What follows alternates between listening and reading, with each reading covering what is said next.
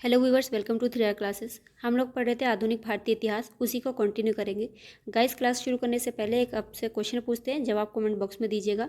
जब भारत आज़ाद हुआ था उस समय कांग्रेस के अध्यक्ष कौन थे? चलिए आज की क्लास को शुरू करेंगे।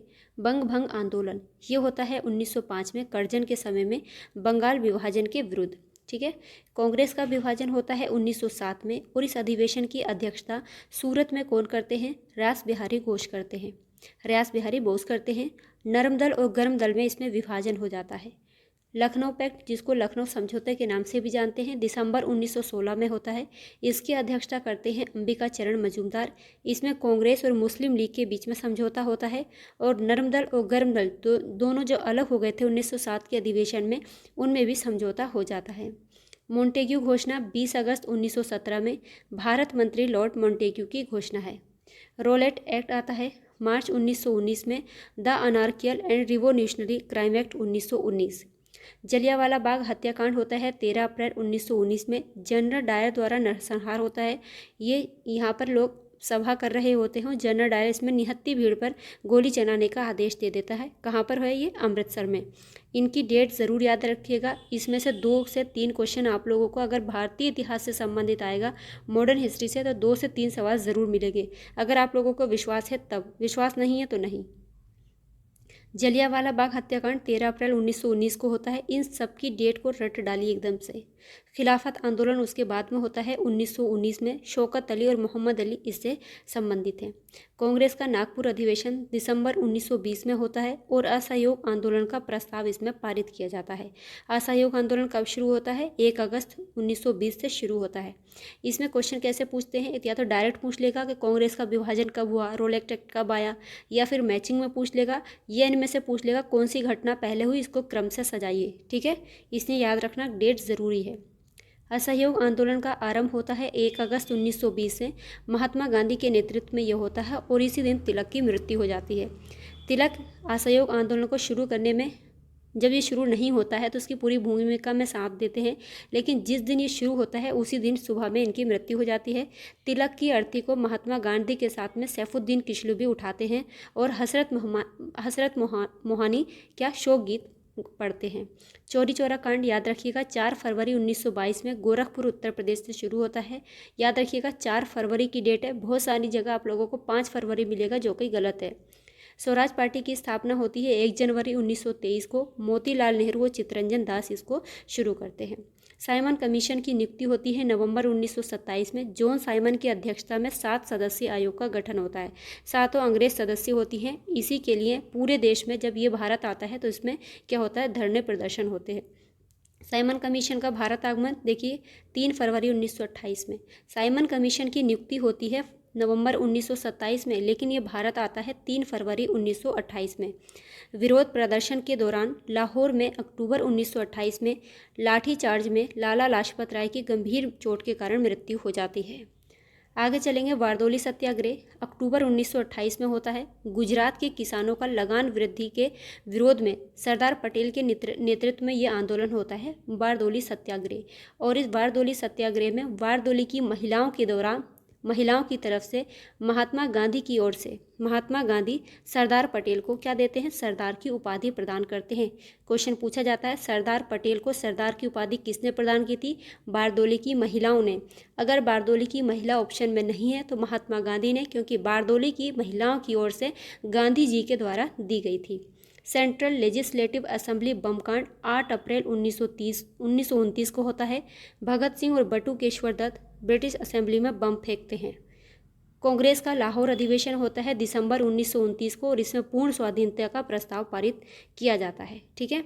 और 31 दिसंबर 1929 को रात को 12 बजे क्या होता है? लाहौर में रावी नदी के तट पर तिरंगा मतलब झंडा फहराया जाता है। स्वाधीनता दिवस कब होता है? 26 जनवरी 1930 में। 26 जनवरी को स्वाधीनता दिवस मनाया गया। दांडी मार्च पूछा जाता है कब शुरू होती है? 12 मार्च से 6 अप्रैल 1930 तक होती है। महात्मा गांधी द्वारा साबरमती आश्रम से दांडी जाकर नमक बनाकर नमक कानून तोड़ा जाता है या नमक कानून का उल्लंघन किया जाता है। और 6 अप्रैल को ही सविनय अवज्ञा आंदोलन की शुरुआत होती है, 6 अप्रैल 1930 को। राइट। पहला गोलमेज सम्मेलन होता है 12 नवंबर 1930 से 19 जनवरी 1931 में। तीनों गोलमेज सम्मेलन की डेट लिख लीजिएगा, इसको मैशिंग में काफ़ी बार पूछा जाता है। प्रधानमंत्री मैकडोनल्ड की अध्यक्षता में लंदन में ये आयोजित होता है। और इसके बाद में गांधी इरविन पैक्ट, ये बहुत इंपॉर्टेंट है। पहला गोलमेज सम्मेलन, गांधी समझौता और तीसरा गोलमेज सम्मेलन, इनकी डेट और इसको अरेंज करने बार बार पूछा जाता है। गांधी इरविन समझौता होता है 5 मार्च 1931 को महात्मा गांधी और वायसराय के बीच में सविनय अवज्ञा आंदोलन इसमें स्थगित करने की घोषणा की जाती है। दूसरा गोलमेज सम्मेलन कब होता है? 7 सितंबर से 1 दिसंबर 1931 में। गांधी जी ने कांग्रेस की ओर से इसमें भाग लिया था। क्वेश्चन पूछा जाता है किस गोलमेज सम्मेलन में कांग्रेस ने भाग लिया था? तो याद रखिएगा दूसरे गोलमेज सम्मेलन में कांग्रेस की तरफ से गांधी जी ने इसमें भाग लिया था। कम्युनल अवार्ड 16 अगस्त 1932 में आता है। मैकडोनल्ड द्वारा पृथक प्रतिनिधित्व प्रदान करना, दलितों के लिए अलग से प्रतिनिधित्व की मांग की जाती है इसमें।